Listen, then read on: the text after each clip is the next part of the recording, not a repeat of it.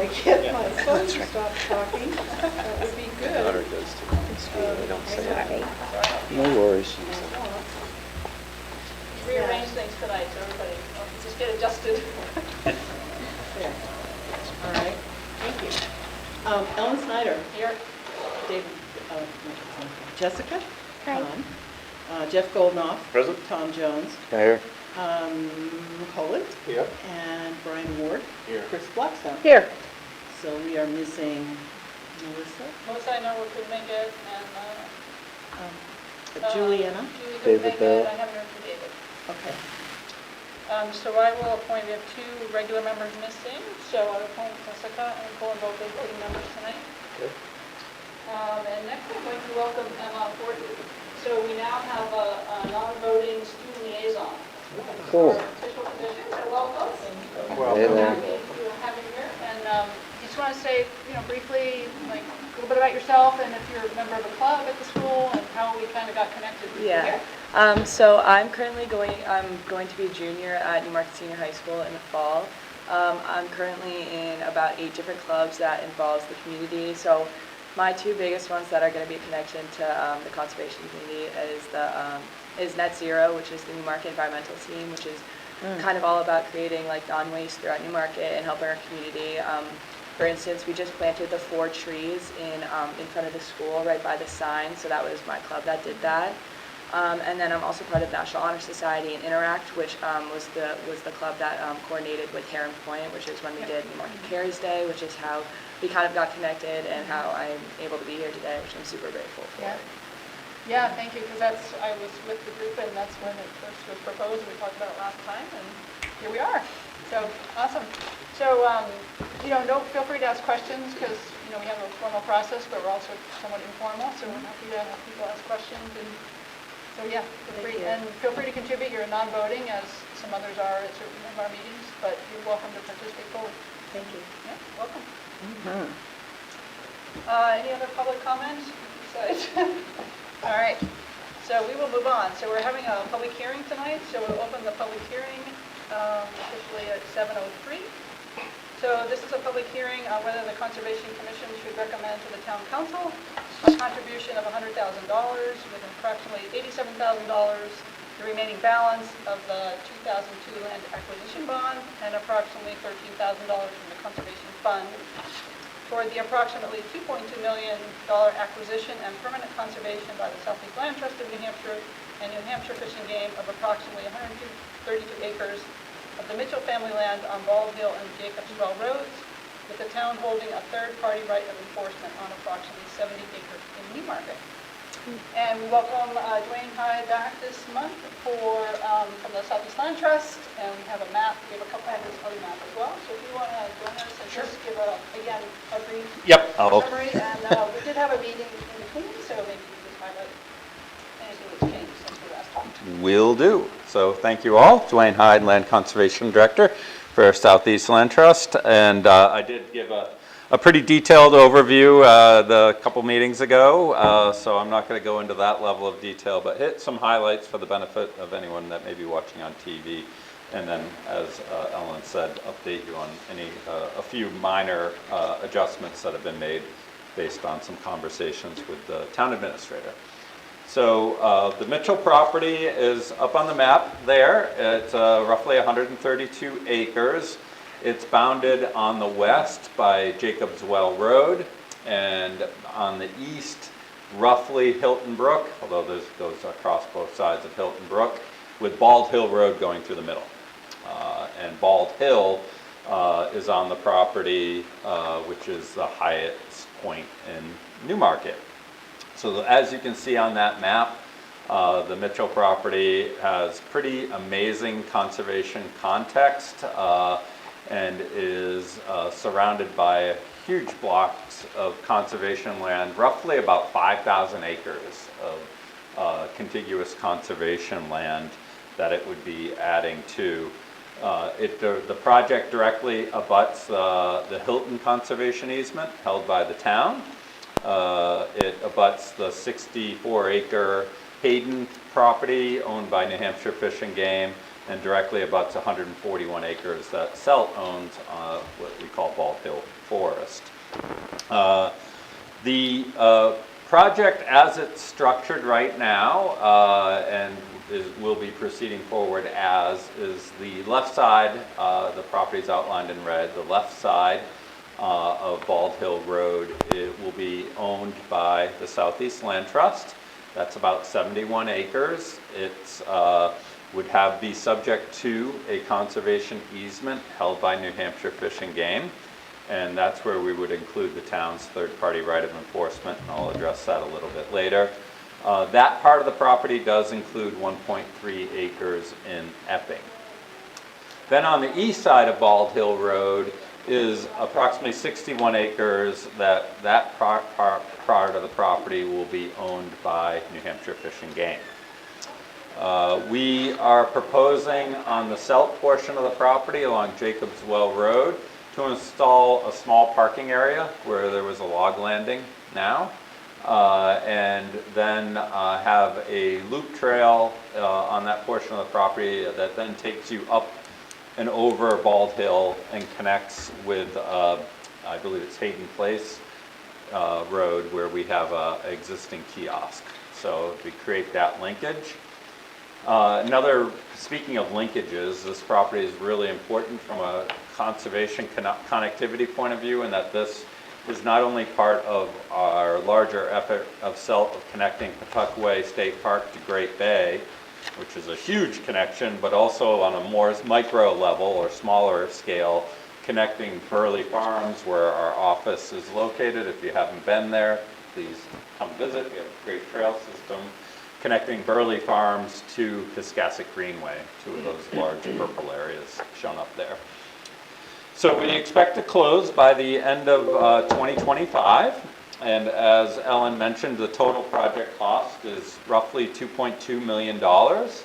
New Hampshire Fish and Game is the largest contributor toward the project. They are roughly putting $1.4 million toward the project, so fairly significant contribution from Fish and Game, showing the habitat values and importance of this property from a statewide perspective.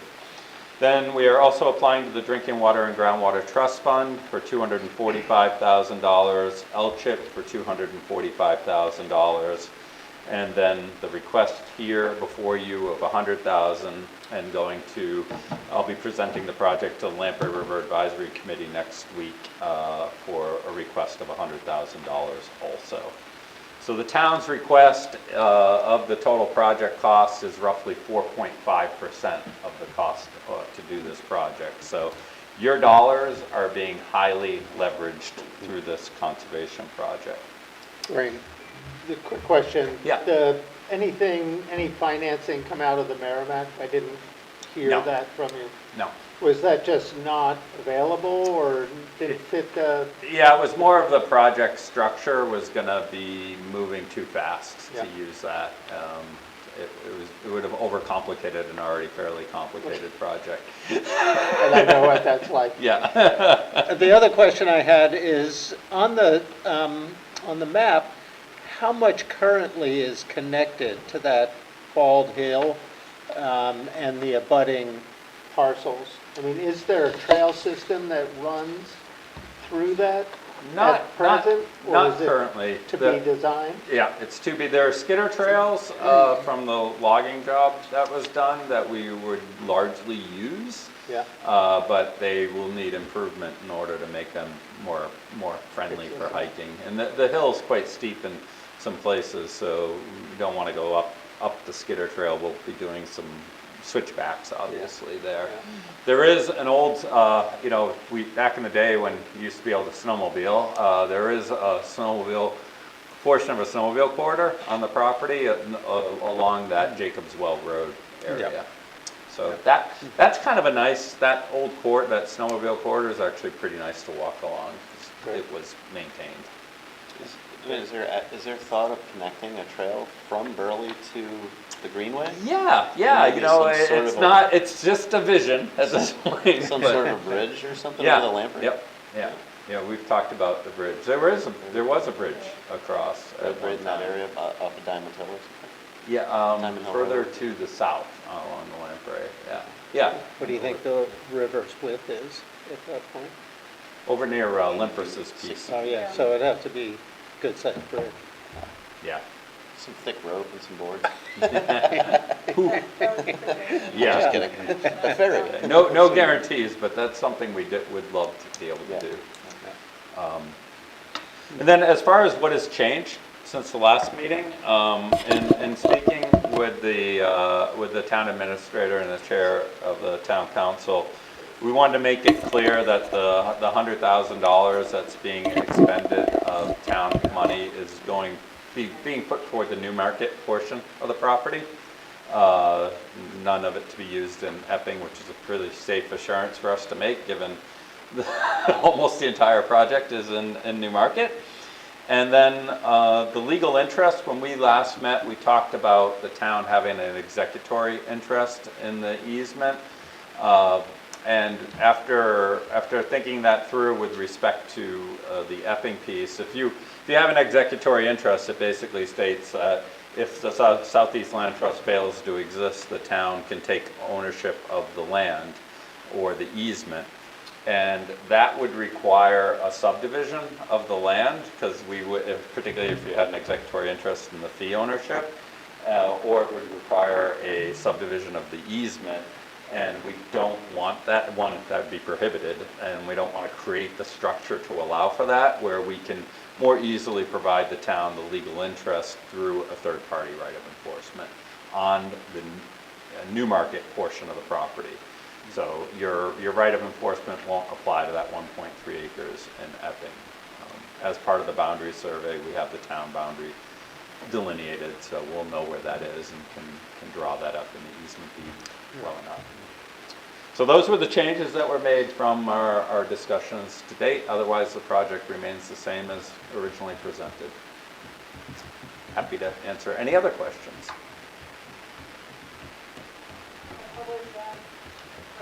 So, Dwayne, Yeah. does Epping have third-party right of enforcement on that little piece? No. I don't see any need for it, I was just curious. Yeah, it just mathematically going to Epping for funding, it No, I didn't just make meant- sense. I meant, pro bono or something. Yeah. Interest. Where are we timeline-wise, Dwayne, for getting this put to bed? And do we have all the money that's needed? at the No, moment? we're the Fish and Game, we have a purchase and sale agreement with for their component. It's obviously subject to due diligence and the normal things that you would have in a agreement. But the Lamprey River, I'm approaching next week. I'm keeping my fingers crossed that will go well. Obviously here tonight on the town part.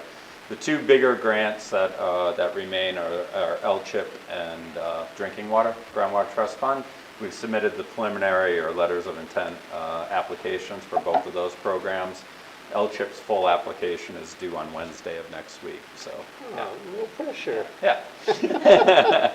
So we won't hear from LCHIP and Drinking Water probably till late fall, around November or so.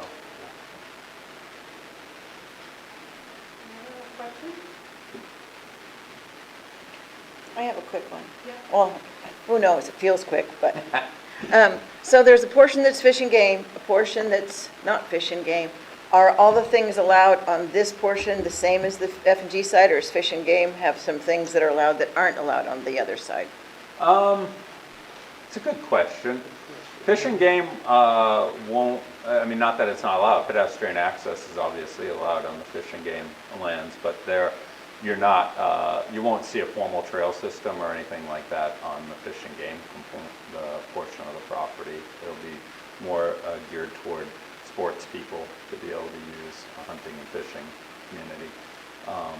But that's primarily the difference. I'm trying to think off the top of my head if there's anything that's really vastly different. I mean, we may preserve that snowmobile trail right on our piece, but there's no snowmobile trails on the Hilton piece, so it's not likely to be allowed there. Gotcha.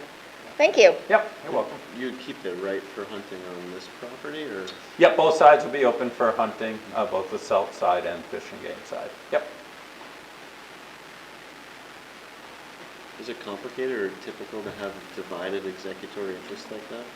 To what? Have a divided executory interest like that? It's not, Is it difficult? the only time I've done it is in instances like this where I'm working with a community that's funding a project and the executory interest, they don't want to hold it in the budding community. So I've done it a handful of times. It's not common, but. Because I know we can't purchase it without a town vote in the other town, but we could accept it as a gift, I believe.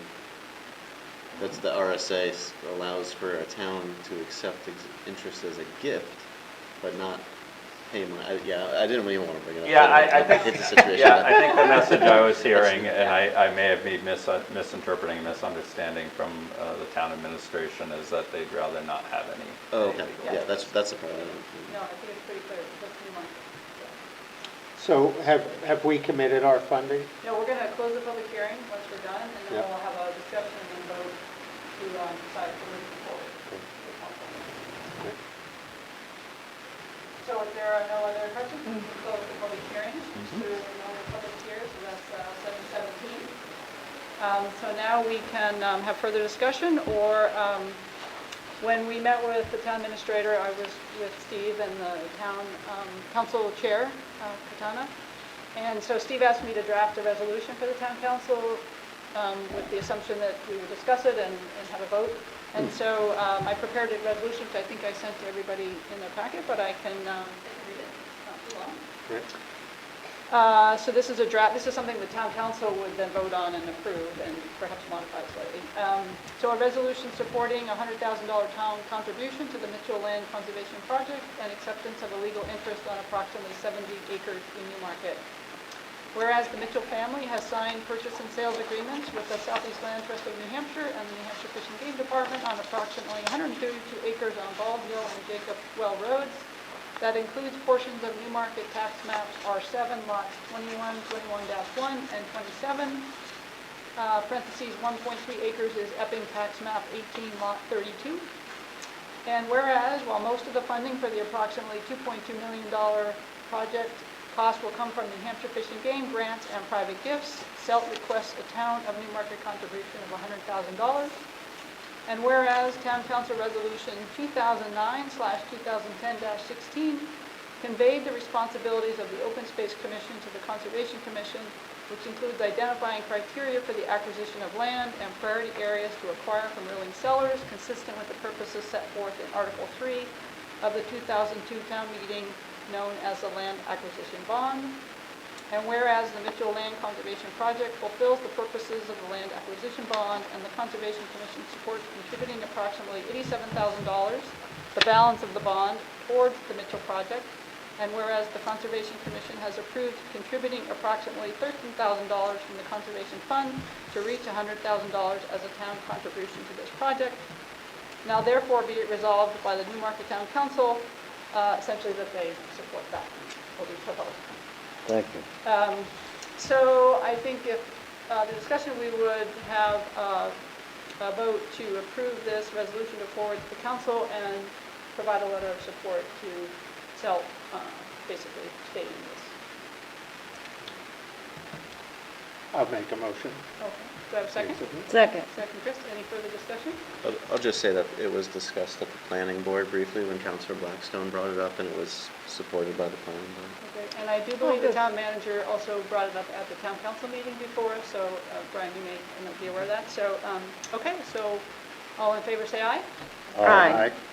Opposed? No abstentions? Ellen, I do have a question. What if CELT ends up with a lot of money? That would be a good thing. Would we have to commit to this total amount if it was not needed? I guess that's where I'm going. Is the, we're shooting for the funding. We don't have 100% funding now, but if for some reason it were to happen, is the money adjustable, I guess. Well, I knew you have like 87,000 for private gifts, so I think that was the slush. Yeah, implication, yeah, and you know. and even that, there's more than that often in our budgets. We don't include every detail, so there's still a lot of money to raise that, but in the off chance that we do a great job and are super successful, usually the way we go is the easiest money to return, to rescind, is usually at the town level. Yeah. Because the grant programs don't Locked in. typically offer, yeah, they're locked in. Yeah. So, it has happened on occasion where Yeah. I've been able to go back to the town with good news and say, well, we only needed X number of dollars. Right. So, Yeah, and I've seen it happen, so I just was curious if that was the direction that CELT would go in negotiations. Yeah, great. Good question. Thanks, Brian. Thank you. Dwayne, thank you. Thank you, We're really Dwayne. excited. Yeah, I look forward to working on this with you all. Thank you. Absolutely. Big project. Sorry I missed the field trip, but if another one comes up, please let us know. I'd like to get out there. That's a good point to make. We will be having public field trips and walks as part of fundraising and engagement. So I'll make sure I include Ellen so she can share that information with everybody. In case you missed the other one, you can go on one of those. So great. Awesome, I'd love to see Thank it. you. Thank you all. Have a good rest of your meeting. Have a great day. Thank you. Thank you. All right, great. Okay, we were going to do the February meeting minutes. I realized I forgot to read them. Did anybody read them, or we can postpone till next meeting?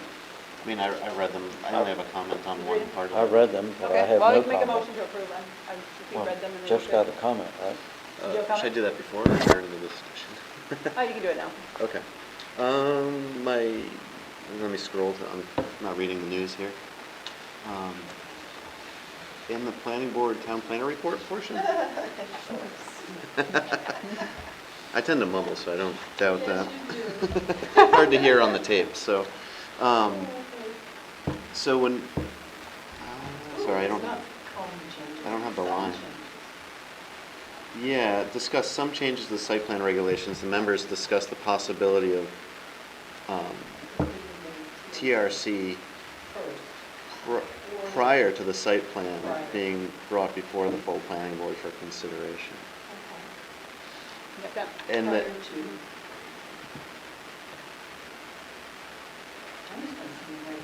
I would also, and then I would say that the TRC is proposed to have one member of the Conservation Commission. That's like a key point of it for the Concom. And then lastly, the next sentence says the TRC team for this project. The next one, it says the TRC team for this project. It should say the 4 Railroad Street project. Oh, sorry. Was discussing the drainage. 45 Railroad. That's probably, yes. Yeah, you probably have that right. I would have to look back and make sure. Perfect. Thank you. That's Great. it. And they have to expand. That's what I understand. Not seen. Great. Okay, motion to accept the minutes as amended. I move. All right, second? So moved. Second, any further discussion? All in favor, say aye. Aye. Aye. Thank you. Okay, financial summary. Let's see. All right. So this is, okay, let me do the conservation fund first. So this is a revolving fund. We get 50% of current land use change tax. So if people take their land out of current use as a penalty, and we get 50% of that in our conservation fund. And it's a relapsing fund, so we can accumulate. And the idea behind that is we can do things like the project tonight and have enough funds to help with that. So the conservation fund budget, or balance, is $135,417.52. The Richard Shanda Fund, which is a fund specifically for Shanda Park, has $4,521.11 for a total of $139,938.63. And the income this month was interest. And I do have a request for reimbursement, but I'll do that later under some other business. Any questions about the conservation fund? So just note that we've approved somewhere around 13,000 will come out of that at some point, but it'll be probably a little while from that, for the Mitchell project. Okay, for the general fund, and this is a fund, some money we get from the general fund budget, and we get an allocation for things like Sue's salary and supplies and sort of the bookkeeping kinds of things. And we do easement monitoring, so we hire out some of that work for consultants. So this is the last month, so this will be the end of the fiscal year. We start a new fiscal year July 1, and we'll get a new budget, roughly about the same amount. So our current balance is $1,347.81. And we'll probably take this up a little bit later when we talk about some things we might want to do. And the expenses from that were, again, Sue's time. Yeah. So any questions on the general fund? Do we maybe get later in the program here? All right. Great. Okay, master plan update, open space plan, land and water conservation chapter. I'll just give a brief summary. So you've got the next, can you do the next slide? Thank you. This is awesome. I love this. So, so as you know, we've been working on the open space chapter for the master plan update, and we have a pretty final draft. There's a few tweaks that need to happen, but between last meeting and this meeting, Jackson Rand from the Stratford Regional Planning Commission, the map maker, he created some co-occurrence maps, which is something we had talked about. And so those really are really nice because they bring everything together, and that should have been in the copy that I sent out to you. So hopefully we're going to be able to project those. He made a co-occurrence that focused on the land resources, or sort of upland resources, and he made a co-occurrence that was focused more on the wetland features. And I thought it would be interesting for us to see those if we can. If we can't, if you recall, we had created focus areas without seeing the co-occurrence, but we were kind of using the co-occurrence just by looking at all the other different features. And so, but there is one from the water co-occurrence, I think, is something we should look at because it highlighted an area that we hadn't picked out as a focus area. It's basically the 152 aquifer area. And as you might expect, because it's a really important aquifer and as wells, it kind of pops up as a potential other focus area. And these focus areas are not just land protection. We would use all the tools that we might want to use to conserve areas, like land zoning, education, could be land protection, could be trails, could be all kinds of things. So hopefully we can see it. If we can't, I don't know if anybody was able to see those.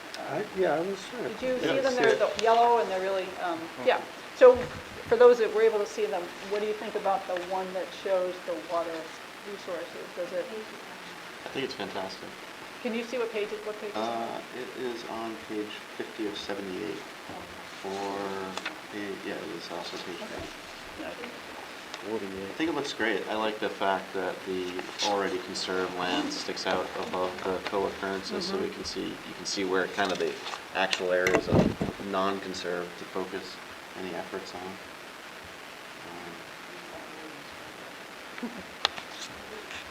Yeah, I like it. How many C's Could you slide that over here? are in the, sorry, go ahead. Yeah, that way. Definitely. So, Scroll around, so do you think we should, because one thing, if, I think I might have written it, but I wrote a little blurb about each of the focus areas, and then we did write a little bit about that area. We just didn't call it a focus area because we weren't sure, but it seems, oh, there it is. So can you do the next one now? Yeah. So you go back and forth a little bit, toggle back and forth. See how the water pops up there? So it's in the top, toward the north end of Newmarket, at the end of Ash Swamp Road. You see how it sort of gets dark? Yeah. That's our major aquifer, and there's some wells there. And so one thing would be, should we make that a focus area? Or do we just leave it as a description that we have currently?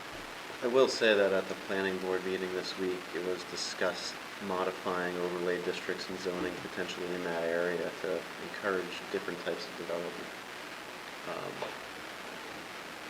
So, putting Sounds that like out a there. focus area. So it has been discussed because it is a prime spot for development within the town, in that part of town. Is it private land? Yeah, right now it's a lot of the gravel pits. They're mostly processing I don't think they're doing a lot of active excavation. They're bringing it. Basically processing, right? Bringing stuff in and processing it. Oh, Sorry. get that fly. He's huge. I'm sorry. Big fly. Yeah. I hit Yeah. him twice. Sorry. It's all right. It's wildlife, we go. We didn't see anything. So town wells on private land, No, so their wells are not on the private land, but Okay. most of that color is part of the aquifer. I don't know Got why it. why do you think that little corner is really dark? Do you think, Jeff? The little triangle poking down. Yeah. I think that whole area on the left is probably quite dark, but it's under the green, so you can't see it. Right, yeah, because there's a wetland right there, that's right, It's there's a the wetland right huge there. swamp right Yeah, there. it floods actually sometimes, so, I mean, again, going back to the idea that these focus areas are not just about land protection, they're pretty unique areas, and so we need to put so if the town's thinking about rezoning, that's fine, just alert, there's some interesting things here, or some special things here you might want to take into consideration. I guess that's how I approach Yeah. focus areas. yeah, good point.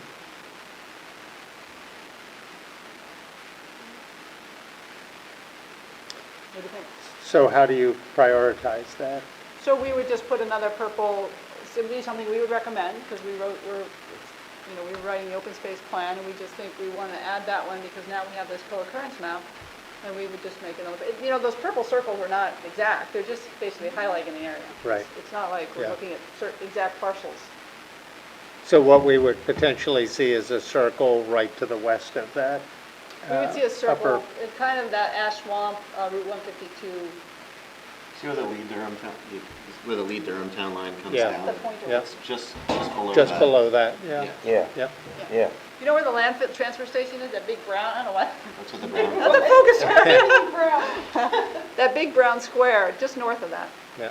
Because a lot of that property is out in that giant wetland. I know. So, it's, I mean, I'm not gonna discourage the Conservation Commission from doing anything like that. I just pointing out that the town is, I mean, by calling it a focus area, it may be contradictory to the efforts of another board, was my only point.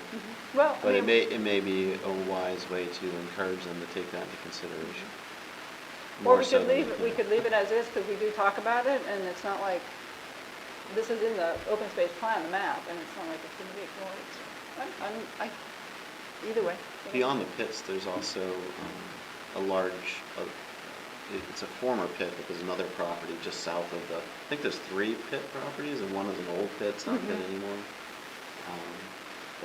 That's in that kind of adjacent to the land that was conserved, where all the tires were. Oh, yeah, Basically, yeah. all the way back to the Yeah. south end of that, but just west of Okay, it. well, It's a Hang on large, again. a large piece of property that is not a current active Yeah. sand pit. Can you get in there? It's If I wanted private to. property. Yeah, it's all private. It's where the, can't remember the name of the road, down Ash Swamp Road, kind of near the transfer station. If you're headed west, on the right-hand side, there's a road sign. It's kind of someone's driveway, but and that road wraps around and goes all the way back up to 152. So it's in that area, just south of the pits. It is private property. I don't want to get shot at. What if we Have we called it out surveyed as it a for focus area, but described it in that way, that, we're calling this out because it's one of the biggest aquifers, there's some wetland, it connects to Tuttle Swamp, and that's what we say, we just basically Yeah, highlight I like that about it. idea. I mean, it's kind of what we did with the other focus areas too, we're not saying you can't do anything in these focus areas, so. This is all Tuttle Swamp. There we go. Yep, yep. Okay, was that, it's just sort of a consensus if people are okay with that, I'll have Bart. And, so the next step is, Stratford Regional Planning Commission, so this is the open space plan, which would essentially be an appendix to the master plan, and what they're envisioning for the master plan this time around is that the chapters will be a bit slimmer and a little more interactive, so they want to put it so you can look at it on your phone and you can kind of link to things, and so the chapter will be, they'll pull out the important parts of the plan, and then there's these themes that they've come up with based on all the input that they've had with the open houses and surveys and conversations, and so there's these themes. Yeah. that they hope will fit within each chapter. So there'll be a housing chapter, all the chapters, economic development, housing, recreation, blah, blah, blah, transportation, whatever. And the themes, and there's some definitions, and I can forward you this. I got this because I'm on the master plan committee, but I'm happy to send this out. So vibrancy, connectivity, accessibility, affordability, and resiliency.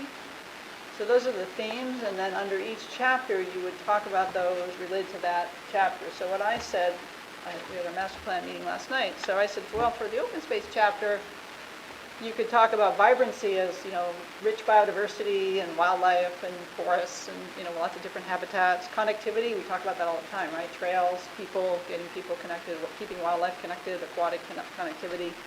Accessibility, we're working on trails and trying to improve them for people to access. Affordability, our parks are open, our conservation areas are open, so they're affordable. And resiliency, I think, really goes to like the ash swamp, fixing the culverts and rugged, making them more rugged for climate change and flooding and all that kind of stuff. So that's just an example of, I think, how they're trying to use those themes within each chapter. Yeah, so that's sort of the next phase for this stuff, but that'll be at I think the Regional Planning Commission and BART and Planning Board and Master Plan Committee will kind of keep pushing all that forward.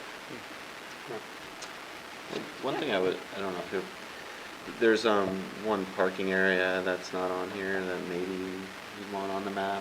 I'm not sure. At the Autobahn entrance to the larger. Oh, okay. Because Yep. the one, the Piscasset-Loisel specific parking area is shown, but not the other one. The old Cox property? Yeah, this. Which map is that on? It's on the Trails and Trailheads map. I didn't know, Selt kinda has a trail on Bald Hill at Hayden. I don't know Yeah, if I that's think they've something been you kind want- of waiting because there's- it kind of there's, like, goes. stairs going Yeah, up. it's a little bit odd. I think once they do There's, the like- Mitchell project, Yeah. they'll improve that. Yeah, So, yeah. I've seen that proposed should be in the master plan.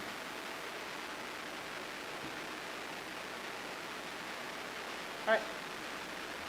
I think that's everything on the, let me just make sure I look at my notes. The land acquisition criteria was sort of final. We've used it on another potential project. I used it on the Mitchell project. I think you have a copy of that now. And the implementation plan is something they're going to put in the master plan, and it's got who's doing what, and Bart is going to work on that. Work on filling that in. So I'm sure we'll see that at some point.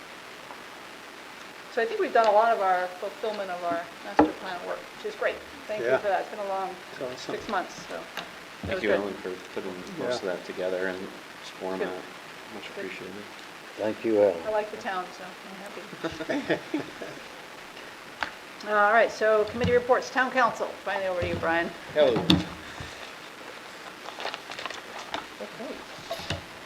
So, yes, on the 5th, Patrick Reynolds was reappointed to the Lamprey River Advisory Committee. Roberta Branca resigned from the Energy and Environment Committee. We sent out a request for qualification for the solar development. We sent it out to 5 people. 3 companies have come back, so we're going to get interviews on that. That's to potentially put some solar panels on some well land where the water lands are. We are also looking at trying some traffic calming on roads like Hershey Lane, Asphalt Road, for humans and for turtles. So that would be basically we're experimenting with like painting lines in a way that we cause people to automatically slow down without actually having to put like speed bumps or anything in. And the idea being, slower speeds, hopefully they won't hit as many turtles along the way. And, let's see, town website upgrade, we amended a few tax exemptions, and that's about it. All right, any questions for Brian? Thank you to the town council for working with DPW and the town engineer for working on traffic calming. Yeah, For the benefit of the yeah. turtles. Awesome. We'll talk about that a little bit later about our Ash Swamp project, but seems pretty cool. If you haven't been on Ash Swamp Road, Yeah, go see it. pretty neat. Yeah, it's great. Yeah, thank everybody for working on that. Great. Okay, planning board.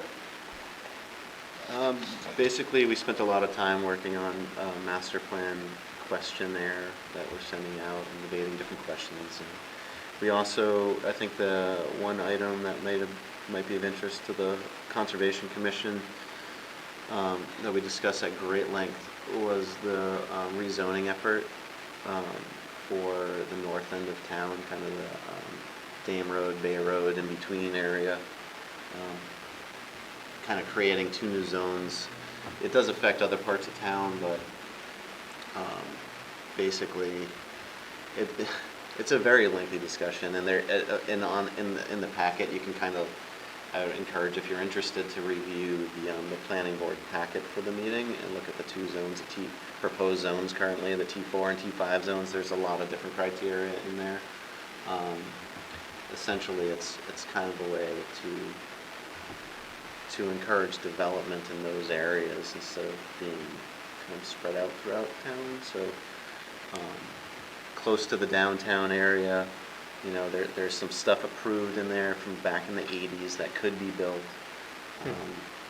but it appears the developer wants to go a different route, and then this is the proposed zoning is an even different route, but they've had, you know, meetings with the town, the residents in those areas that would, you know, be within these new zones or affected by them.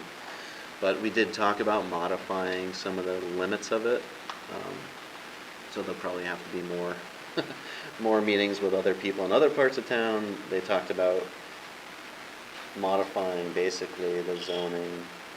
The last discussion was extending this map on the west side of downtown, essentially, so like basically from downtown up over the hill and out to the railroad tracks, up along Beach Street and all the way up to the Piscassic River and Lamprey Rivers, and then back down. So basically that whole western side of what's kind of like downtown being the similar zone as to what is being proposed up by Dame and Bay Roads, where, So, you know, so the Dame and Bay Road, would that be like the development similar to something along the lines of Garnet? No, Drive? so Stratford Regional Planning is really seemingly pushing to move either Newmarket or towns in general away from open space subdivisions and larger lot subdivisions that take up a lot of land area and are very low density, especially closer to town. And maybe get, you know, essentially an effort to increase density in those areas. So, you know, where now you may need a 2-acre lot for a single house, now you might need 10,000 square feet for a single house, and even on 10,000 square feet, you might be able to put 6 units of some sort, like cottages or apartments or a quadplex, or so that's kind of what they've kind of been discussing in all these different hearings and meetings with people in these current existing neighborhoods. And some of the neighborhoods are actually kind of, I don't want to say zoned improperly, but they ended up in a zone that doesn't actually fit what's there, what was built prior to the zone being established. So in some areas, the zoning changes are like, well, we're kind of bringing what's there more into conformance in the T5 zone mostly, which is really the 108 corridor. But, you know, kind of between the Dame Road, Bay Road area is kind of the focus of this, and the T4, I believe. And kind of it's interesting, but it's really hard to explain without visuals and like, you know, the documentation of what type of structures and the type of density they're looking at. But we're trying to get right. I asked that to be provided, like with the current zoning, how many units could be put there, and with the proposed zoning, how many units could be put there. You know, what's the potential density? Because most of the land between Dame Road and Bay Road that's undeveloped, that's west of Garnet Drive, between Garnet and Boulder Heights, basically, is a single owner at the moment, in those multiple parcels. So it's not going to affect dozens of landowners. I mean, it will in the underlying houses. So you essentially might be able to go in and take out a single house and on a small 2-acre lot and divide it up into 2 lots and get 12 units instead of for one unit that's there currently, so.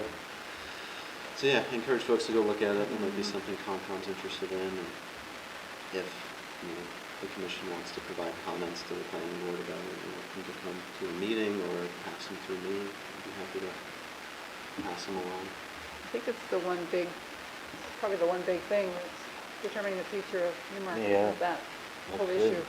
Yeah, they're kind of moving on the prediction, and I apologize, but I don't know who predicted it. I believe the number came through Stratford Regional Planning, like 700 to 800 new residents that's will what I come to heard. town in the next X number of years.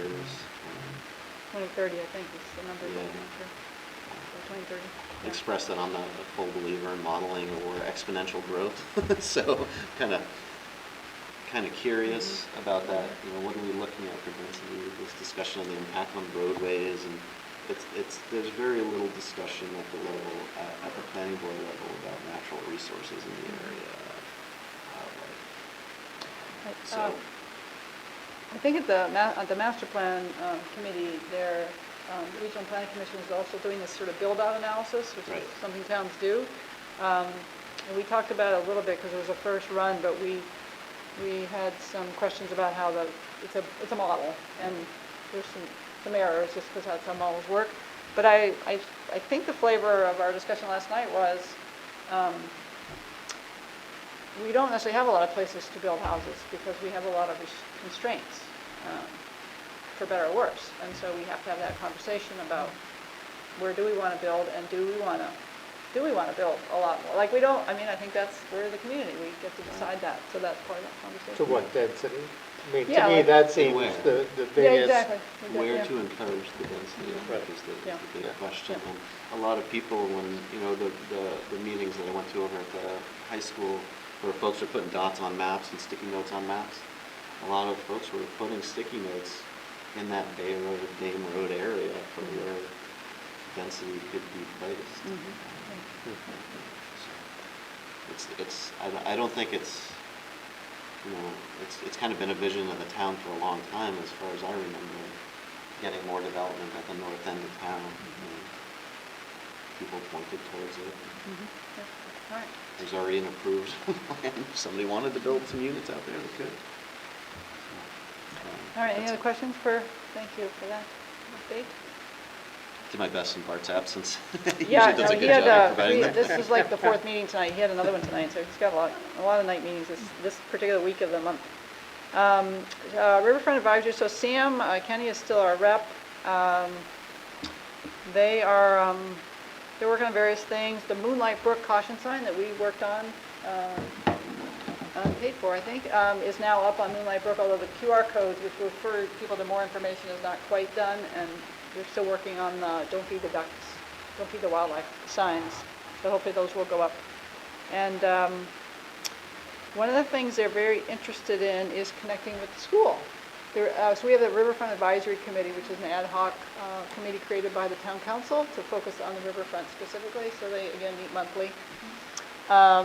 And I think because of its proximity to the school, interested in connecting with, you know, some of the groups at school, environmental clubs or other folks, and so maybe I can give you their, Dale Pike is sort of the main, who's interested in that, so I can pass his name on to you, and you guys maybe can have a conversation. Yeah.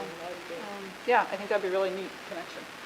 We did do a Newmarket Cares Day there last year in Shannon Park, so that was really nice. Anything else? Anybody else have anything on the riverfront that you can think of? Other committee, you want to say anything about more about any of the club's things, specific projects you're working on? As of, today was our last day of school. Oh, so we're congratulations, kind of yay. wrapping everything up right Yay. now. But I know that we have a few things for planned for next year. I know that Net Zero, the environmental club at our school, has a lot of interest in like reaching out more, not centrally at the school, but more in the town and community. So I think that just anything that we can do to help, volunteers, ideas, anything, it's just we'd be really interested in helping out, anything like that. We have maybe 30 students in that club, but there's definitely more. I mean, National Honor Society is a very involved club that with our town and community. I mean, we do leaf raking every year and stuff like that for a bunch of different residents of the town and stuff like that. So yeah, just basically anything that we can do to help, I know that we would be really interested in doing. We'll talk about some things later in the meeting that you might be interested in helping I have a out quick with. question. Is National Honor Society here for 9 through 12? Or do you have It is through 10 to 10 through 12? Okay, so you have a junior honor society as well? Yes, that Okay. is 7 through 9. 7 through 9, gotcha. And then the other club that you referred to, I- Interact, that's a Rotary kind of a subset Yeah. thing, right? Yeah, Okay. We have a smaller group for middle school, which is 6th and 7th, and then 8th through 12th is the Interact. And that Interact was run by Ms. Alderaji, who was the coordinator for Newmarket Cares Day. So Oh, gotcha, yeah. that has a lot more, but she retired this year, so I'm not exactly sure who's taking over it. It'll probably still stay within one of the clubs that I'm in, so, but I can bring it up to you later. Interesting, good. Okay, thank you. Yeah. Nice, thank you.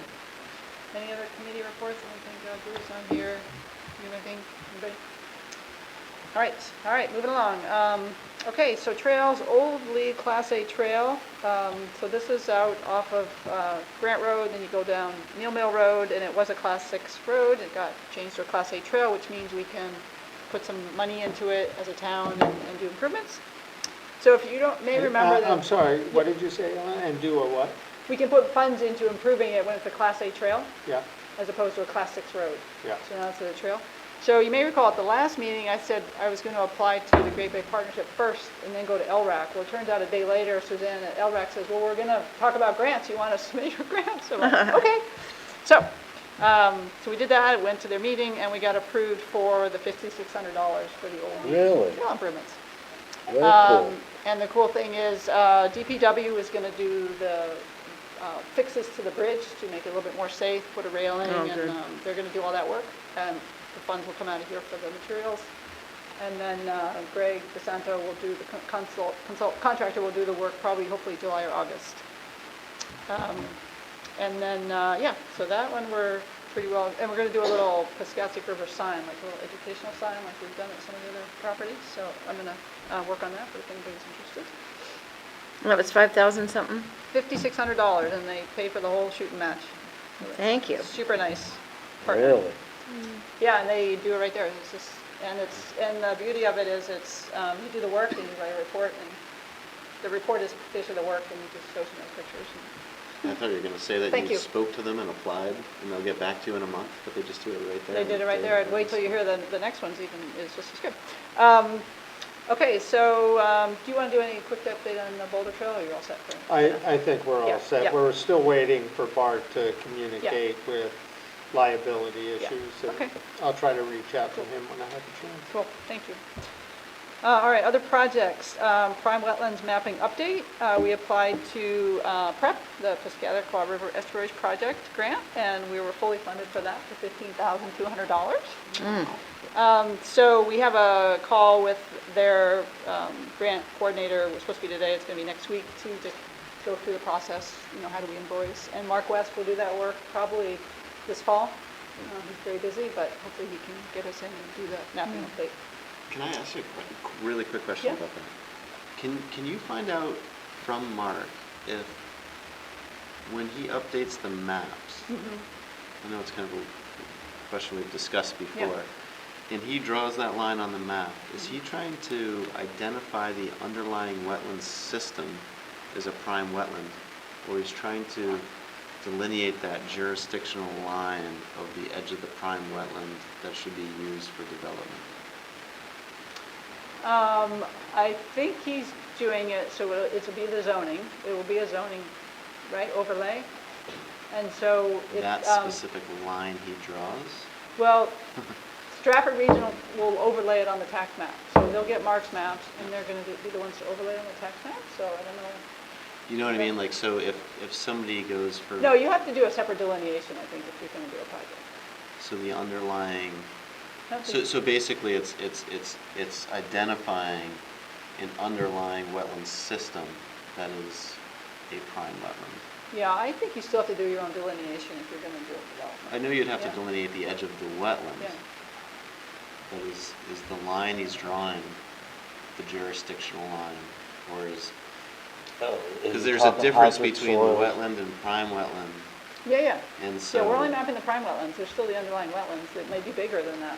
Right. Right, so Yeah. the line that he draws that ends up on the map will be, because when you do a development or somebody checks the setback in town, the prime wetland has a larger setback under our town ordinance.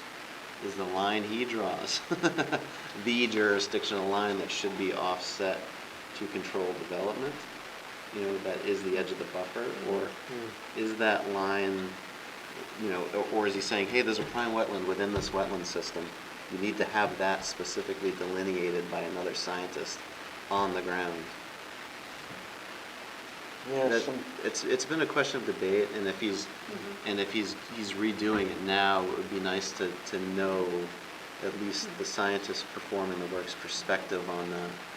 But he's, It's a tough I think he's out in the Southwest somewhere. We'll get him to come. Yeah, to no, I don't yeah. need the No, answer. I think it would be good for him to That'd come be and a good explain the idea. process, because it's kind of new since it's got, he's using new data and all that kind of stuff. It'd be good for him to explain. We have some money in the budget for him to come a couple times, so. I think I've mentioned a few times that I've seen it represented both ways on plans submitted to the planning board. And typically, it's the one that's more advantageous towards development. Yeah, whichever one's further away from where you want to build something is usually what. Yeah, let's have him come. It's an area I just don't go into because. Yeah, no, I don't just, Yeah. think that I know the right answer to that, Yeah. which is why I'd like to hear it from. Definitely, because yeah. it typically the prime wetland mapping is a high-level view, right? They're not out there delineating it on the ground specifically. So, if a project has prime wetlands on it, like the one up the street here, for the elderly housing, there are prime wetlands on that property. Yeah. And should they be delineated on the ground, or, the line on the map used? And if it is to be the line on the map, it has to be publicly available in a shapefile format Yep. on the town website, so a developer or somebody doing work in town can access it easily and properly plot it on their proposed projects. I think that's the intent, but have Mark explain it in more detail. All right, good. Thank All you. right. I'll have him come. Yeah, I think that's it for that. Ash Swamp Road Turtle Crossing Aquatic Passage, we just talking about the cool striping that's happened out there. If you haven't been out, Jeff, you're the butter. What do you think? Yeah. What do you I think it's great, yeah. I like it there. People definitely slow down. One got hit the other day, but it was just a painted turtle. Oh. That's terrible. I'm joking. That's a terrible thing to say. But I think what I'm learning is that there are some people that it doesn't matter what you do. Unless they're about to get a ticket, they're not going to slow down for anything, whether it be a human or a turtle. So I think that it's the people that it's going to have an effect on, it's having an effect on them, and the people maybe that could go either way, it's probably have an effect on because it's a little bit startling. I would think most people, I would think at least it kind of makes them Yeah. back off on the gas. Yeah, definitely. I think it also makes, it's not distracting in a way that you wouldn't see what's there. I think it actually helps because the road there is relatively dark and there's some crack sealer there, so it actually brightens those lands up, where like a darker turtle would blend in with the crack sealer and you wouldn't even see it anyway. So I think it does help in that. Is there signage to go with it? The signage we've been seasonally installing for probably 10 or 12 But they put some years. other signs, didn't they, about And then alert? Yeah, right now, there's the big, huge Yep. sign that Rick puts out, and Yeah. it says, first it says, slow down, and then it says turtle Xing, and then it says slow down, and it says turtle Okay. Xing. Yeah. And that's the little thing on a trailer that can come and go. But the other one, that articulated one, Yeah. that's flipped, Yeah, in the that's- turtle way right now. That's open in April, or replaced in Yeah. April usually. And so that's heading westbound, you see that big sign, and heading eastbound, there's a speed sign that tells you how fast you're going. And I heard that they're gonna be collecting data to see if the striping has had an impact. So I believe that sign collects data that they can harvest. And so these were the speeds before it was striped, because it's been up there for maybe a month now. Is that PD or that's the engineering DPW or who's collecting The that? sign, I think, I The don't speed know. collection. I'm not sure. I know they were collecting data, but I wasn't sure who yeah. who the specific was. Yeah, so just a great job by DPW engineering, police, the town, everybody's been on board, it's great, I think. Yeah, I appreciate The that. striping on Hersey has nothing to do with turtles, though. That's purely the psyche of the driver having the sense of, I need to slow down because of those stripes. The Hershey Lane? Yeah. Yeah, that one is the. Yeah, no, like none of this is like, these aren't like speed bumps. These are literally painted lines there. It's supposed to design people to either, basically like an optical illusion that make them slow down or say, hey, I need to be slowing down here. Or so, like arrows, or just tilted in a way that makes it look like it's a warning sign or something, which it is basically, but you know what I mean. Yeah, I think it's the first in New Hampshire. Is it? I think so, too. It's around Chestnut Hill and the Yeah. Boston area, Yeah, and a there's few some maybe in places Maine, in but Metro it's very Boston cool. have them. Yeah. And all over New Zealand, they have them. So I think it's a Yeah. thing coming soon at a theater near you. I'll say as in a butter, it doesn't bother me at all. Like, I thought, everyone might say, when you look out your window now, you just see these stripes, and For the turtle. it's a road anyway. It's not like I was looking at something beautiful before, it's just a street. Now it is beautiful, that's right. It's stripy. So the cool thing about all Drive this down is and look that. at it. There was a all- Blandings 2 days ago that Awesome. was safe. Awesome. Moved So that's out the the cool road. thing about this. So this is, in large part Jeff pushing because he's watching the turtles getting killed, and the town staff coming in, and Bart and Lindsay and Rick and everybody saying, yeah, let's try and do different creative things. And so this is part one. Part two is, you may recall that New Hampshire Fish and Game sent in a pre-proposal to, it's called America the Beautiful, National Fish and Wildlife Foundation, these big nationwide grant programs. They sent a pre-proposal, and it includes 4 towns to do aquatic connectivity.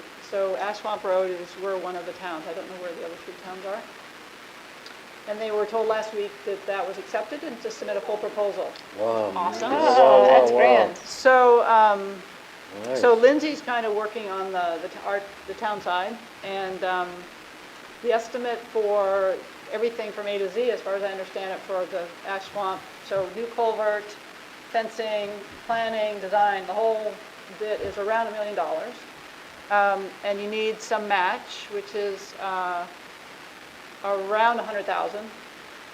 No, actually quite a bit. I think it's like 75,000. I'm not quite sure of the match yet, but a whole bunch of that can be in kind. And Lindsay and Rick at DPW Engineering think that a lot of that can be their in-kind time. But we do need some cash match. And we've talked about, I know when you did I wasn't involved in Level 9 Creek, but I believe the Conservation Commission gave $10,000 as like a seed to help, that helps go get grants and build support. So I've talked to Lindsay, and I would like to propose or see if you'd be willing to provide, again, some seed money for this project. Because we have this revolving fund of the Conservation Fund, we can act more quickly than even the council, because they're on the year budget. So we could provide $5,000, or we could do $10,000. I think $5,000 is sufficient if we want to put in some seed money for a match. But I'd like to get your feedback and potentially have a vote if you think you're willing. I vote yes. For the $5,000. $5,000. So what's the seed, the seed money for So it's a match. So you for- have to have, this grant money, you have to have a match. And I think it's different, a little bit different. It's less than 10%, I believe, of the total cost of your project. I'm not entirely clear because I haven't seen the actual proposal, but, so Lindsay thought, $5,000 would be, it's basically we're giving some of the cash match.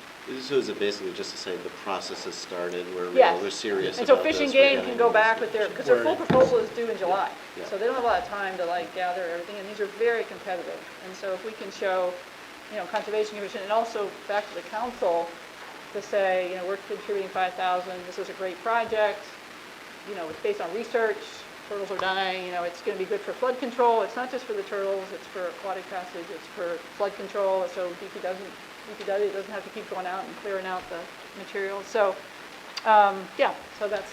Have we asked Fish and Game what the aquatics are there? They talk mostly about turtles and amphibians. I don't know what the fish the fish population is. I bet it's quite slim. Yeah, it Pretty- is. Pretty And big, that but was it's the- shrub wetland, There, it's not like. there are little fish in there that you Yeah. can see around the culvert, but I've never seen a bluegill or anything like bigger, like a trout or anything. Yeah.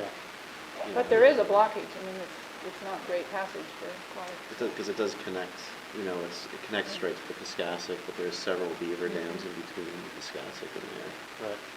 And that's quite a ways winding through that giant wetland complex to get to Piscassic. The, Well, based on Days, Lindsay if there's suggested days the that- 5K, and that's what you're proposing to us, Yeah. that sounds Yeah. like the way to go. yeah, and, just gonna call up, the Yes, actual sure. title of the project that Fish and Game has submitted is called Restoring Habitat Connectivity to Benefit At-Risk Wildlife in New Hampshire. Nice. Wood ducks Do and. you need a motion? I would need a motion, yes.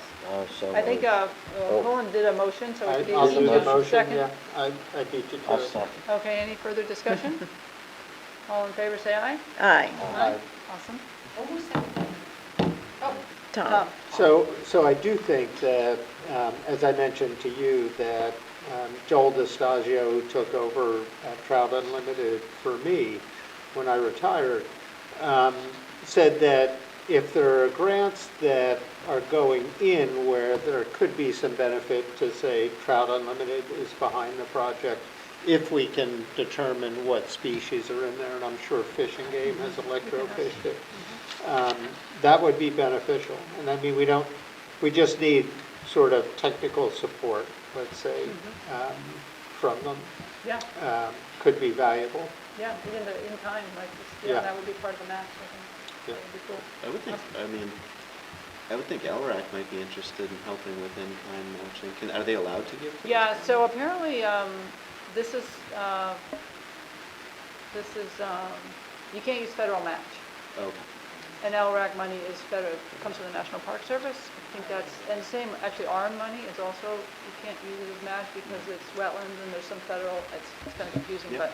No, So, yeah, that's why the in-kind is really important because there's not a lot, towns have a really hard time finding match because Yeah. we don't have a lot of choices. So this is great. I think this is really awesome that we did the project. Yeah, I know that on the Bay Road project, the town provided construction. A lot. So which had a high value. They Yeah. provided the labor and Yeah, time right. Yeah. for that. For work. TNCs. Yeah. No, I think it's so cool that we Level have Creek town Road. departments Yep. that are into this, that are. Yeah, no this. kidding. This is amazing. Yeah. Yeah. There's a lot of money on that project. All right. Very good. Okay, let's move on to land stewardship. Yeah. Yeah. Okay, one thing, so you recall we have a contract with the Southeast Land Trust. And this is now a contract to monitor two of our easements, the Hilton easement and the Nostrum easement. And we set it up so we renew this annually.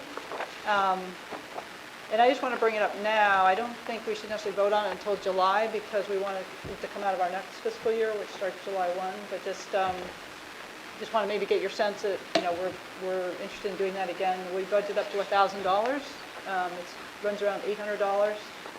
So that's for their travel time, and they do the monitoring, they write the reports, they contact, if anybody else needs to be contacted. They do a pretty good job on. And those two, particularly the Nostrums, is a little bit complicated, just the base code of the easement itself and the layout and so forth. So if everybody good if we take this up in July and Yeah, absolutely. be positive about it? Okay, cool. They usually do the monitoring in late fall, so we've got time. Heron Point Sanctuary, thinking back to Newmarket Cares Day, I forgot at our last meeting. So when we did Newmarket Cares Day, it was kind of the last minute deciding to fix the boardwalk. And had Paul Moreno came and helped with the students, which was awesome. But I did buy some materials, hardware and lumber to fix the boardwalk for $99.67. And I wondered if you would be so kind as to. I would move that we can reimburse Ellen the Nearly nearly a full Benjamin. 67 cents. Appreciate that. I have a second. Second it. Thank you. Any discussion? Are there any of that, do we have any budget funds to use that we can reimburse you on? So this is a question. Maybe we can have it now. So we have $1,300 left. Probably would be maybe a little bit less than that. So let's say we have $1,000 left. It's in There's $50 in the supply budget, and the rest is in the salary budget. So I am unclear if we can have to stay within those line items, or if we can use that money for other purposes. Probably have to stay with that. I don't think so at all. I think it's a bottom line budget in Newmarket. I mean, we do have specific line items in our budget that they give us. Are there account, I believe there are account numbers adjacent to each, right? I know there is for the conservation fund, I don't know about this for the Do conservation. we, yeah, I don't have the print, I used to get those printouts. I feel like I see it in the trust funds, that here's the thing, but this got moved to that, and the bottom number still Yeah. stays the same. Well, here, how we do this? Let's say, Want me to we'll see if ask? we can take it out of the general fund. If not, it will come out of the conservation I fund. know it's Is good that to always motion try to okay? spend all that, that's all I'm trying to say. Right. That's what I'm getting I at. know. Does that sound good for the people that made the motion? Yeah. Okay. All in favor? Yeah? Aye. All right. This is like your insurance. You tap this one first, and if Yeah, that's exactly. pay the rest. I like it. All right. Spenders. Because we have more. We have more to go. ones that come every year. Piscathy Rural Azell, Melissa's not here to talk about some of that stuff. I think she's still working on that. One thing I just learned, which I'm surprised I didn't know, so the field there is mowed by a local farmer, Eric Sautel. And I learned that his house burned down in January. Holy. Up on Riverbend, right? Or No, Sautel? No, You they're mean up on- Tina they're Lee. Sautel's Tina husband, and yeah. Eric Sautel, and I didn't know that. Yeah. And I learned it because the Cox's barn in Lee burned down later that year, and then another barn burned. And so Jeez. I was shocked. I didn't know that. So I'll have Melissa, we need to obviously reach out or something to see if they still want to. There's been several fundraisers and GoFundMe for Yeah. Sautel's. Yeah, it was electrical on the wall or something. But anyway, I was surprised and sorry to hear all those issues. All right, so moving on to Wicken Farm. 3 for 3. LRAC grant. So again, I applied to LRAC first, and then I actually did apply to Great Bay Resource Protection Partnership Stewardship Program. So we haven't heard on that one yet. But the total budget that we have, that we figured for the boardwalk replacement at Wigan Farm is $10,340. Again, working with Greg DeSanto, Mark West, because we will need a wetlands permit. I'm waiting for Mark to figure out what wetlands permit we need. Applied to LRAC for $7,500, and they funded $7,500 pending our wetlands permit. So they want to make sure we have the wetlands permit, which is totally fine. Which is awesome. And then I applied for $3,000 to the Great Bay Partnership. Great. So, yep, so that one, again, is marked, so that's, and, he has to do the wetlands permit, but Greg, that probably will be later in the fall. Typically, Fish and Game wants you to not muck around in the wetlands till the turtles are all done, and it should be good to go, but we'll keep you posted on that. So And that I one will wonder- certainly need volunteers. I wonder if you sleep ever. I get to bed early, but I get up early. You've been very busy. Yeah. May was, I thought you were May about to was say, oral. how do you sleep at night for a second? And I was, Oh, I'm pretty sure there was like, how do you sleep at night? sleep I'm at like, night. "What?" Oh, these evil things. May was a little crazy, but we're good. No, for the boardwalk, we're definitely going to call for volunteers to help, because we can take it apart and we can help Greg build it. He's very good at working with volunteers, so that'll be very cool, and that might even reduce the cost. So that's cool. Can we reprocess some of that lumber Yeah, I think the that's in decking, there? we're going to keep it at 4 feet, so all that decking that we put down, we Yep. can just reuse that. Yeah. Great. We decided, from a wetlands perspective, it was just easier to just stick with the 4 feet. And so the way the DES requires it now, you have to be 2 feet above the wetland. And so Mark just estimated the wetland at 93 feet, so it's a lot longer than, so right now we have the bridge and then it goes down. But it's called a boardwalk from a permitting perspective. So the whole thing will be a boardwalk, and the entire thing will be 2 feet, and then we'll have the ramps. Wow. So it'll be a lot long, because the ramps have to be pretty long to get the right slope for Yeah. accessibility. And we decided no railing, because it's only 2 feet, but we'll do bumpers. And I think that'll work. Yeah. Because typically you have to be like at 3 feet before you need the railings, because I think the railings are not very attractive. I think it'll look a lot nicer and more beautiful when you walk through the plant. Like you say, it's only 2 feet, so. Yeah, 2 feet. It should be, and with the bumpers, bumpers meaning you just put a block and you put Yeah, it that'd be- forward so you don't slide off. Yeah, that's the plan. Yeah, we can. Surely. on the ramps. This is the hardware class, so it's not slippery when you're on the ramps. We'll need to buy more though. All right, so let's move on to some fun stuff too. This is cool. So we're working with Jess, who is a graphic, is that your profession, you graphic designer? Not currently, but That's, in the past, yeah. yes. I thought we scored a really cool skill. So Chris and I know all have been talking about this idea of bookmarks, and also a new our idea of doing some sort of educational info cards. And so Jess and I have been working on some of the content, and so the idea of the bookmark, and I'll let Jess take over in a sec, is to highlight the Conservation Commission. We've got these cool areas you can explore, and then maybe highlight some animal or plant. And then the back is information about that particular conservation area that we're highlighting in this particular point, a QR code that will take you to the map, and then a little info about that animal that's on the front. It's great. Yeah, do you want to say anything about your design work? So we have 4 so far that we're thinking about. Yes, so there'll be a Awesome. series of 4 bookmarks specifically, which pulling together all the assets for that to replicate this sort of look and feel if everyone's good with it. And then there's also a postcard, right? Can you do the next thank you. Which will be yeah. more informational about how, I guess, the community can participate. Yeah, so the idea, so the postcards are, the bookmarks are about the conservation areas, and this is about topics, things we want people to learn about. And these are just some that have been on a little bit in our conversations, different times. So fireflies, this is like dark sky, turning off the lights. Little bubbles, not balloons, because balloons cause problems for wildlife. Turtles, we've always talked about, and leaves are good. Sometimes you don't have to always send them all away. And so it's got our logo, and it's got our website. And can you do the next slide? Awesome. So then there is some text about each of those topics. Nice.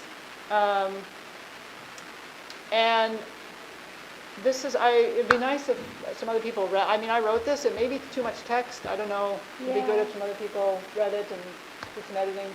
I think, well, there was the idea to have just 1 postcard versus 4.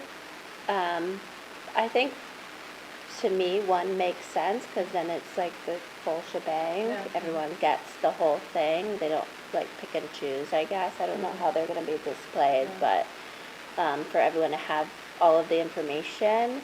For readability, it might be good to be a little bit more concise, only because you want people to actually read it, and Yeah. people tend not to read so much. Yeah. And then the only other thing would be like the websites themselves, if we could reduce those or use like maybe even a QR code Yeah. for each of these sections where it's easy for people not to have to type that whole thing in. It's not a copy paste, right? We're not on a screen, we're picking this up. Right. So You can't do a tiny URL because you didn't. I could do, well, there's like the bit.ly links and things like that, but If it's digital. typically I think, yeah, that's more of like a click too. So yeah, just thinking through some ideas there. But yeah, in terms of like the aesthetic of these, Yeah, what do you think? You want to pop back to the page before? I think that looks so cool.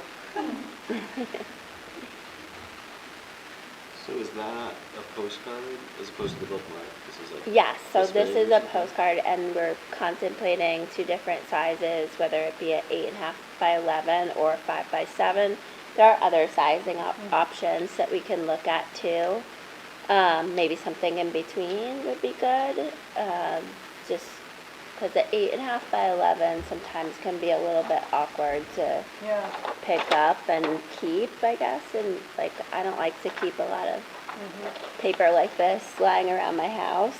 So, but if it was a postcard, maybe Yeah, people would something. put it on the Exactly. fridge Yeah. or whatever it may be, pinboard or something. And then QR codes are great then, because it's on your fridge and you just Yeah. QR code it. So it's one of the QR code links maybe to like a map of the conservation Yeah. areas around town. So Yeah, when you go explore and then just I don't know, there's the website that has that. exactly. So I like the idea, I think it's gorgeous. I do like the idea of the 4 different ones though, so it's more of a creative buzz, like, oh, I got this one, I got this one. But I will I say, was that's an thinking that idea I'm too. mimicking from Nature Groupie, because their displays always have 30 different gorgeous pictures. And so you touch them all and talk about them and pick them up and touch them. Yeah, okay. I think this, to get enough information about each of those, you just need a little more space. Although they might be a little content dense as they are, but I don't think it's terrible. I guess it depends on what size they end up being. Yeah, that makes sense. But half of this, that's not so, Yeah, that would be more like a 5 by 7, so, yeah. I think the one we're looking at is an 8.5 by 11, but 5 by 7 is pretty much the same thing, but just a different size. In addition to bookmarks? So the Or one or the bookmark other. is more about the actual areas. So you'd Which have, is you'd have, this. you'd have multiple different bookmarks? Yeah. And then you'd Yeah. have one post, yeah, I think Yeah. that's, seems good. So multiple bookmarks and potentially 4 postcards. Yeah. I think we could, yeah. 4 is a lot, yeah, maybe. I Just like, to create buzz, so you pick it up and talk about it, pick it up and talk about it, pick it up and talk about it. Or somebody might look at it and say, oh, I don't care about fireflies, but they might go, oh, I would do anything for a turtle. I think, so just, let's do the postcard, the bookmarks first. So we've got one for Piscataway to Roselle, for Heron Point, and, what's it? Chandler? William? No, Sliding Rock, Sliding Sliding Rock, Okay. Sliding Rock, I think. So, and there's different animal eats. So do we like the bookmark idea? And this will be on Absolutely. cardstock, what, 2 by 8, is that what we? Yeah, or I think it's, Some, we can do a 2 by 6 or 2 by 8. I can't remember exactly what I put on here, but it's basically whatever specs are with the printer. okay. And do you have a sense of the cost? What was your sense of? Yeah, I think the calculation I did was, I think based on 4 postcards, I think it was in a range of, what was it? I think $600 to $800.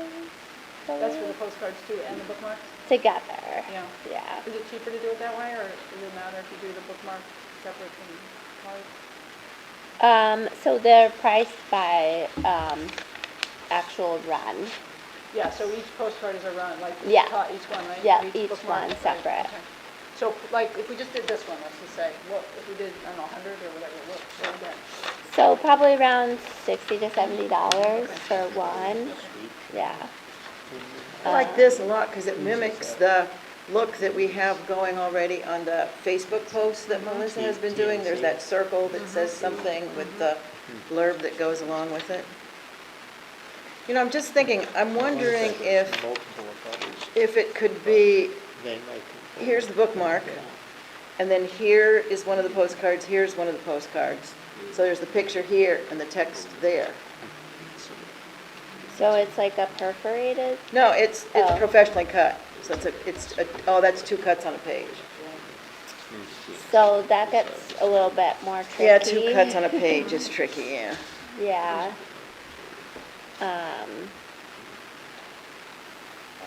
Unless there's like a local print. I always use Vistaprint because that's where I order everything Yeah. from, and they're Probably fast. cheaper. It's awesome. What if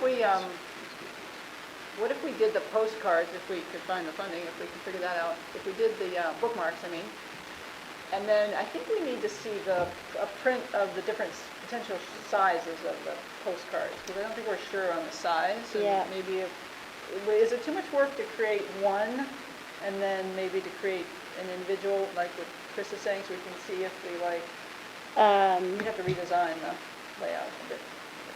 So Can you go to the, I- back to that postcard, yeah. what I could do is print out like the specs on a sheet for sizability. Like obviously this is an 8.5 by 11, Yeah. but 5 by 7, I could print it to size on a sheet, and then like the bookmarks as well. I think that was the plan for today, but I ran out of ink. Yeah, we could have it done at like Staples and, you know. Oh, Windows, okay, something yeah. like that. So you could do Okay, it there, yeah, that's Um, easier enough. So what I'm thinking, maybe we could have 3 people, or 2 people work with Jess, so it's not a quorum, and we can work on this off after the meeting, and we still have time, because some of this, we wanted to see if we could create some materials for the backyard bash, which is August 3rd, and so we have another meeting in between, so maybe Yeah. if the group could work on that, and then come back with some, Yeah, we can get okay. some stuff printed in Staples, just as show and tell, Sure. try to tighten up some of the text.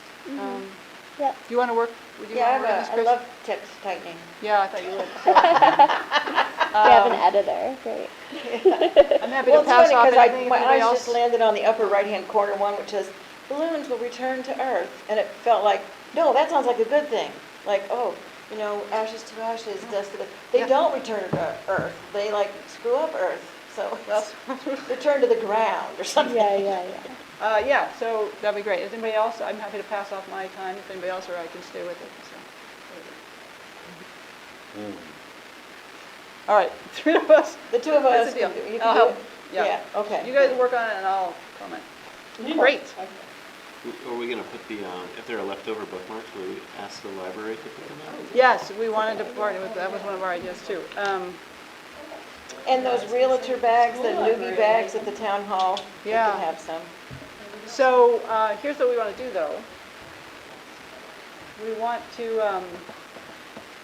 can we approve the remaining balance of our supply budget in the general fund, $50-some to go toward whatever we need to do to, The mock-ups and whatnot. yeah, the mock-ups and whatever else. Absolutely. Okay, let's have a motion for that. I'll make a motion to spend that money. I would second that Okay, motion. any discussion on that? Okay, all in favor, say aye. Aye. Okay, so we have some money to spend on Make that money Okay. and watch it burn. Motion to spend that money. Right. We'll be counting stars. We can do something with Oh, this. and just a caveat there too, That's the what the money's images, we'll for. be That's swapping right. some of those out. Yeah, there's at least, I think at least the one. The Firefly I one, stole yeah. from the internet, so it can't be that. I knew that, just was a holding. Yeah. But Jess wanted me to find a For different one. I really placement only. liked it, the Firefly one, I thought it was so cool, but it's copyrighted, so. Thank you. Great, Right. all right, thank you for, that's all really cool stuff. Definitely. Again, just a reminder, if anybody's gonna be around, August 2nd is it August 3rd?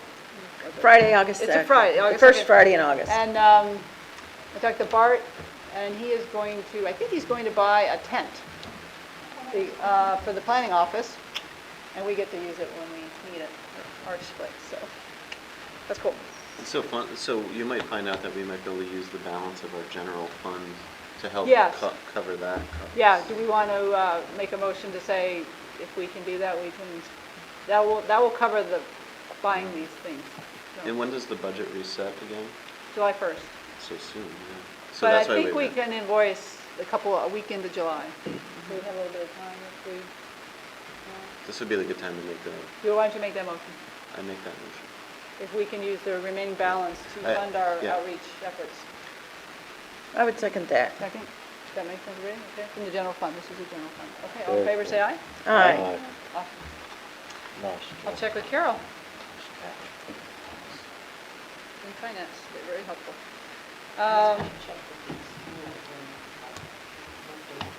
Great, thank you. I'm still working on your notebooks, maybe it's busy. They're coming in July, promise. Maybe they'll have some bookmarks in them. Okay, so we have another fabulous idea that I think Bart started, but we've already had some brainstorming. Turtle Fest 2025, so this is on, okay? We're It's doing on. 2025. Really? So we need. Just put it out there so it's Yeah, real. and we're thinking, we're trying to think about when it should be, because various things happen in June, graduations, weddings, various things. And people are busy in July and August, so we're thinking May. Turtles are on the move, as we know in May, so we're thinking maybe the Saturday of the weekend of Mother's Day. So you bring your mother to Turtle Fest on Saturday, and then you do your family thing with mother on Sunday. Oh, So, Great that's like idea. the May 10th or so. Could be bad weather, it could be great weather, never know. But, so I think we should start planning that, and I think we need a group of 3 people that would be interested in messing around with that idea. And I think we need to reserve this room quick like a bunny for that date. Yeah, so we'd have, do some whatever. But it's up to people to decide. I think I got a lot on my plate, so I'd like other people to. Yeah. Tom? Would you like? Awesome. Yeah? Yeah. I'm not an event planner, but I'll give it a go. I know, but you're the guy. I'll give it a go. Anybody else? I'd be happy to help with Chris, Turtle awesome. Fest. That's great. I know Bart, he's on here too, so. I think you could, if you want to participate in these things, because I think because of the numbers we have, there wouldn't be a quorum, so we can bring you on board. If anyone gets you excited. Great. Okay, did you have anything more on the videos? Tim's working on some video stuff? Still, yeah, he needs the list from me to finish up, Yeah. saying these are the ones we want to launch first. But not enough of them mirror those things, so it doesn't matter to link with that, so Yeah. it's still a work in progress. Great. Anything else? Motion to adjourn? Second. I'll make a motion to adjourn. Just second, all in favor, say aye. Aye. Thank you. Oh.